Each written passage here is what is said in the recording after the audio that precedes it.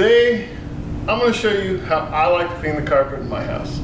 Maybe if you're stuck at home or you got a lot of free time on your hands right now, this video might be useful, but either way, this is how I prefer to clean carpet. One of the first steps that I do is I clear the area out. Now that I got the area cleared out, I'm going to start with my first tool, which is the vacuum cleaner. Now the vacuum cleaner is the initial pass to get a lot of the junk up off the floor that you don't want, like clogging up your carpet shampooing machine. So let's get started on this part.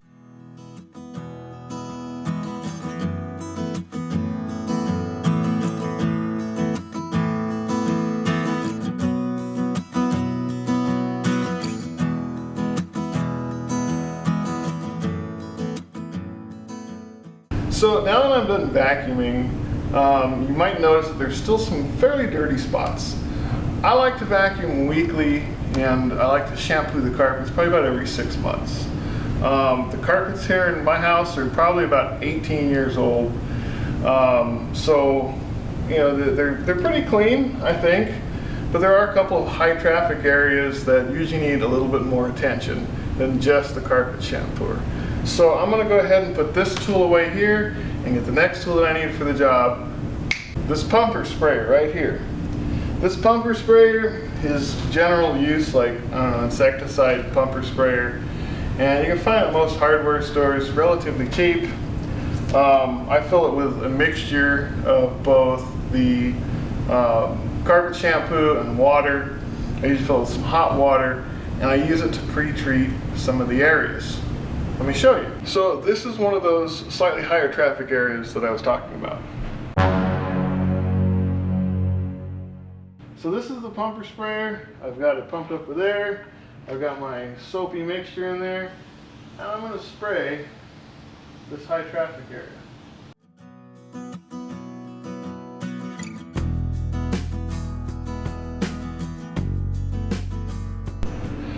Now this is another high traffic area. I'm going to pre-treat it with my solution here as well.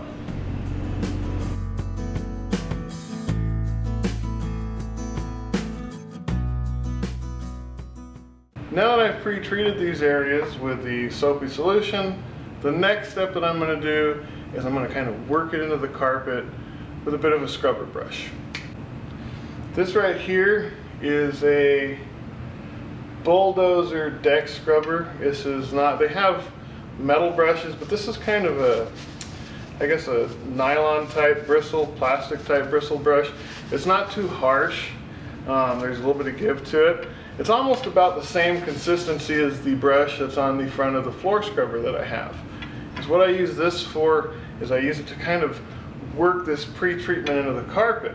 Now, a lot of people go multiple passes with the actual carpet cleaner, and they tend to get their carpet way too wet. It takes a really long time to dry. They end up putting a lot of solution out there.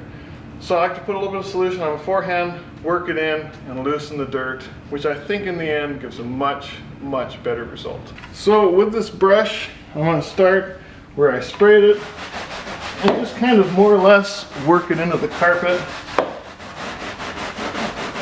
and try and knock some of that dirt loose to make it a little bit easier to get at in 1 or 2 passes with the carpet cleaner.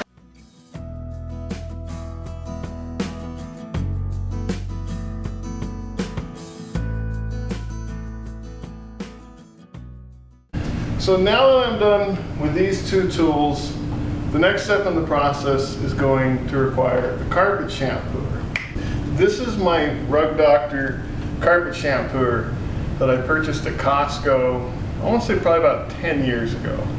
And I absolutely love this machine. A lot of people here and there have kind of given it some negative reviews because it is like a single pass machine where it wets the carpet, it scrubs the carpet, and it vacuums it. So if you want the scrubber running, you're putting down shampoo. That's part of the reason why I also did this kind of prep pass with the scrubber and the sprayer bottle, was so that way I can focus on and go a little bit in excess in some of these areas. But One of the things I like about this machine is it's the same type of machine that you get like at Ralph's or some, whatever your local grocery store is, as a rental unit. So it's very well built. It's lasted me 10 years. So what I need to do on this is I need to fill this up with some of the solution, and that goes here inside of this front container. So let's go ahead and get that solution. So no, this is not an advertisement for any of these products. It's not an advertisement for Rug Doctor. It's not sponsored by any of them or anything. These are just products of preference that I've used. As I said, this carpet's 18 years old. It's been trafficked by me for the last about 11 years and previous people who've been here. And I think the carpet's still in pretty decent shape because of these types of products. I use this Zep premium carpet shampoo. It doesn't smell. There are some carpet shampoos that tend to smell pretty awful or have just a really strong odor to it. This isn't too bad. It doesn't tend to foam a lot. This is also what I use in the pre-treatment. This is a 5-gallon bucket with, I don't know, about 2 gallons or so of hot tap water mixed with the appropriate amount of the carpet shampoo. That just dumps here in the front compartment.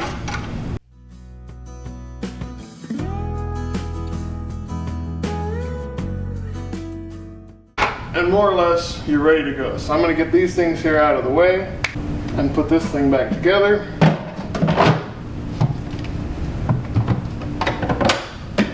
Get it plugged in, and we'll get started.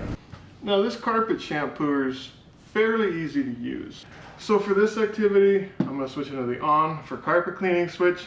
And as all you do, there's actually, because it's a rental unit, they like to kind of keep it simple. The instructions on how to use it are actually here on the handle, steps 1 through 6. But as you walk it backwards, once it's on, you push this little red button here, it turns on the sprayer, it applies the solution to the floor, the scrubber comes on, it scrubs, and the vacuum is on as well automatically when you turn it on, so it's sucking up that solution off of the carpet. Let's get going.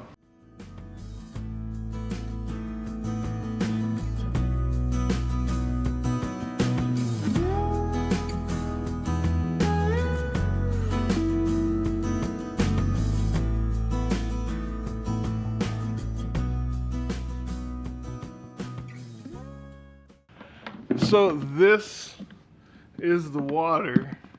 You can still see how dirty that water is inside of this bucket. It's almost black. And this is in the first soapy pass. We haven't even done any of the rinse passes.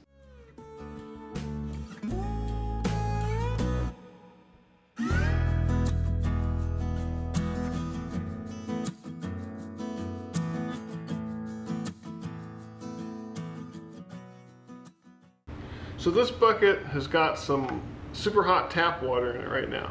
I'm going to pour it into the machine. Now this is going to be the rinse pass. Depending upon the traffic of the area and how much soap I use, if I had to pre-treat it like I did with this, I'll usually do 2 rinse passes with just straight water. That gets the soap up out of the carpet and leaves you with just a lot less soap still in the carpet to evaporate. And that way it's just hopefully pretty diluted soap or mostly water that you're evaporating. Also, running fresh water through the machine afterwards gets any of the soap residue out of the pump in there, gets a lot of the soap residue out of the lines and out of the bucket, and hopefully leaves it with mostly pure water inside of the reservoir in the carpet cleaner.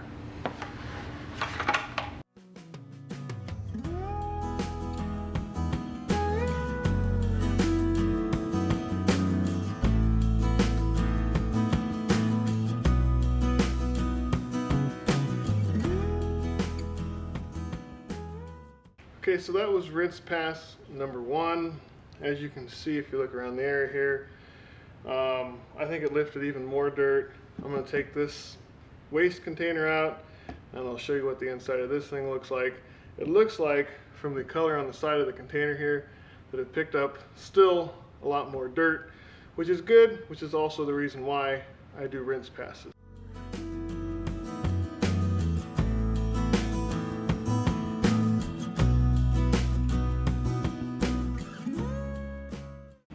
Alright, so you saw how dirty the water was in that last rinse pass. We're going to do the second and final rinse pass because, like I said, pre-treating the area, put a bit of soap down. I want to clean up all that soap. This again is just straight hot tap water. I'm going to go over the areas again and we'll call it good and let it start to dry.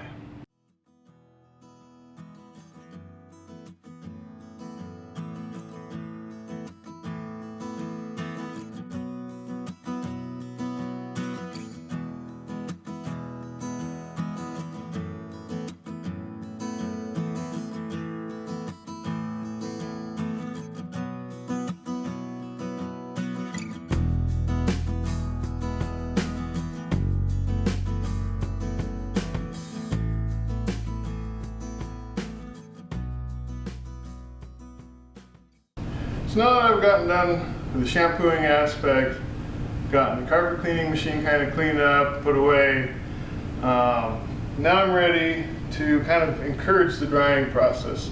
This is indoors, it's not hit by direct sunlight.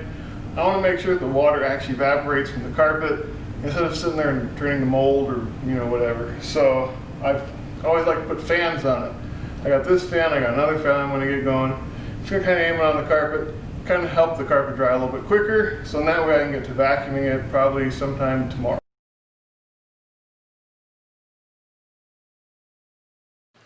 Alright, so the carpet shampooing process is done.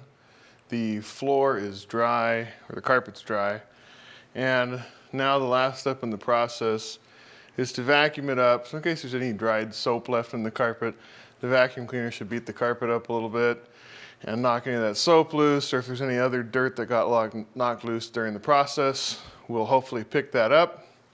And let's see how this turned out.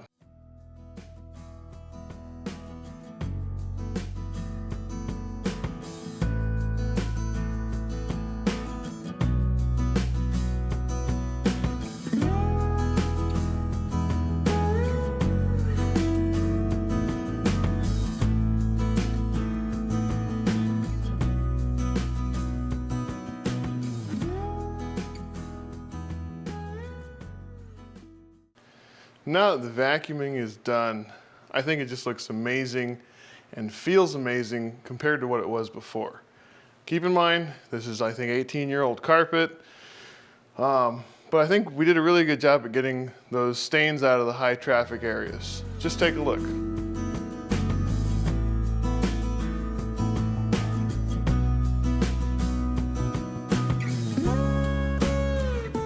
So, leave it to what you see visually. If you like this method of carpet cleaning, I think it works pretty decently to keep this old carpet looking and feeling new again. Please hit that like button, hit that subscribe button. As usual with my channel, I like to share things that I know, things that I do, my experiences. Hopefully you like and hopefully you help the channel. Thanks.